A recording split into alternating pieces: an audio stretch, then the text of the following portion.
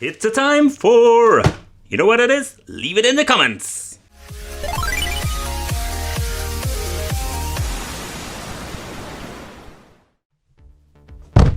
It's going to be a magical video, my friends, because we're going to take a close look at the Magic Cube mini game box. How is this thing in 2021? Because there are so many of these devices out there, and the question remains how good it is. Because this thing calls himself the Magic Cube, but how magical is it? So let's find out, and let's first check out what's inside the box. Okay, so this is what you're going to get inside the package, and it seems to be, I don't have an HDMI cable, I have no idea why, it seems to be that I forgot it, well, whatever, it's just an HDMI cable, I have piles of these things laying around. But the first thing I find quite interesting, they're using a Type-C, yeah, because this is something they don't do very often with these consoles, most of them with the handhelds nowadays, we're going to get in Type-C. Okay, we're going to get two controllers, I'll leave this one in the original packaging, I don't need it anymore. But the controllers, a Super NES controller ripoff with a Magic Cube.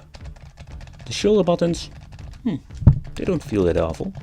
Not hell, not no, select start. But when it comes to the D-pad, I like the way how it looks. I think it's not original, more like having this curve, but it feels really horrible. I can tell you that already, so that is a big disappointment.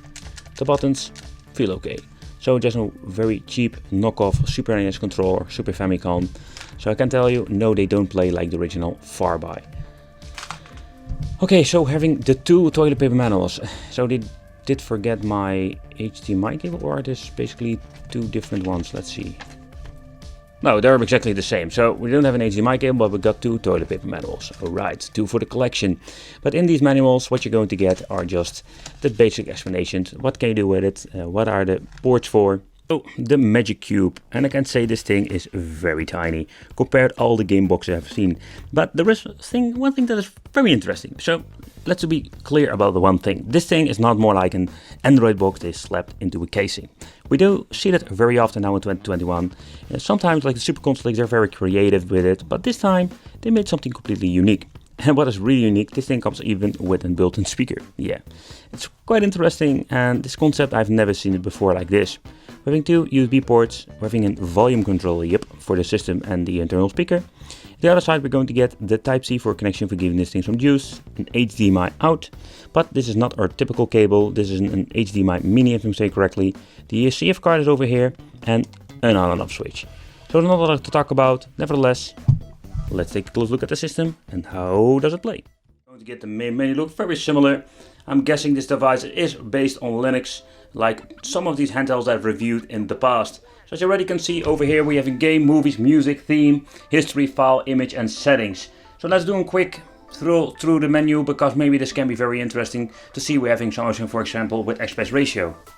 So but first let's take a close look at the game section.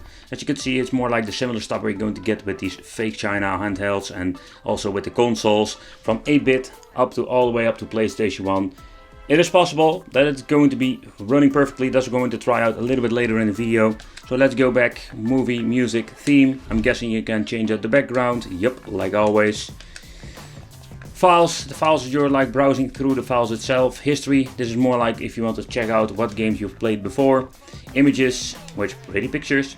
Language, let's see if it, yep, and it still got the typo of the English. So we're still having, yep, equal proportion, so let's put it on this way. With the display, this is the same like when handhelds we have full screen or wide, and we're having the 4:3 aspect ratio. And this thing has an open speaker, so let's put it on, because I'm just very curious what we're going to get. Handle selection, so here we have some other options. Connection, handle computer, and system information. As here we're having the MX330, this is the model itself. And when it's produced, or I'm guessing when it's produced, version 1.1, whatever. Okay, let's get a close look at the games, because I'm very curious how these are going to run. And when you're playing a game, you want to go back to the main menu or do a quick load, quick save, press the select to start at the same time. And as you can see, we're going to get the RetroArch quick menu, where you can restart the game, change the input, quick load, quick save, and all the things that we really want to have. Alright, so next up let's try a little bit of Famicom, but the reason why I switch monitor because the internal speaker of this thing is just a freaking nightmare. Every time when I switch between an emulator, my sound goes out and I just need to reset the HDMI connection. Freaking annoying. Time for some Mortal Kombat!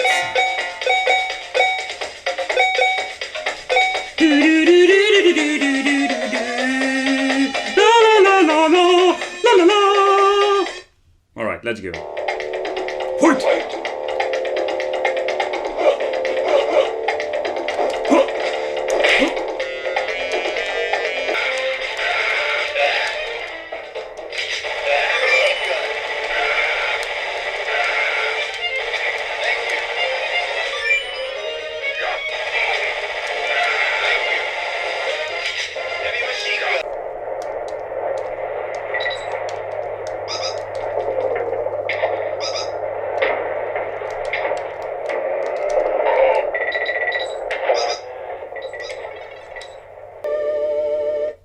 No clapping?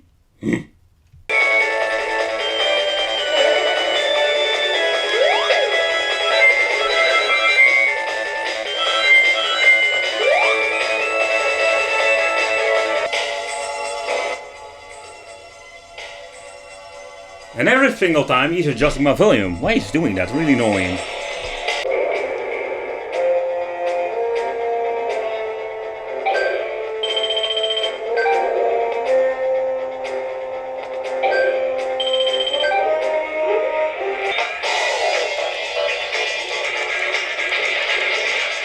Man, this game runs really smooth.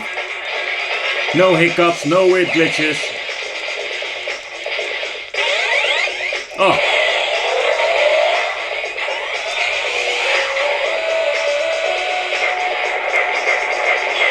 Okay, so especially for all the people who want to see and tear down, let's take a closer look inside. And I'm guessing I can pull it out. Yep, and here we having the speaker itself.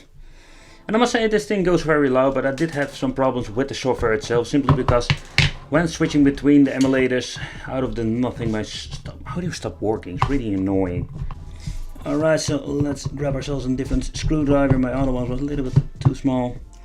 Let's remove the 4 screws because I just want to show you inside how does it look. Screwdriver, let's pull it a little bit out. Yep, that's it. Okay, so as you can see, it's just a hollow shell over here, and here we're having the components. Okay, there is a plug over here. The MX330 version 10. So let's see what kind of says here. 2020. So I'm guessing this is a completely special made PCB for this device itself. So as you here can see, this device runs on the ROC chip, the RK3128. It's more like the similar chips that they are using in the handhelds nowadays. Okay guys, so this is what you're going to get with the Magic Cube. In 2021, is this thing something that you can consider getting? To be honest, I think it's more like a fun gimmick. There are a lot of options out there nowadays that are, when I say the similar price, a little bit more expensive, where we can get more value for your money. This is more like a product that I bought to check out here on the channel, just to show you what are the differences between all these systems. I want to thank you for watching. Consider subscribing, hit the little bell, become one of the biggest family, and I will see you in the next video.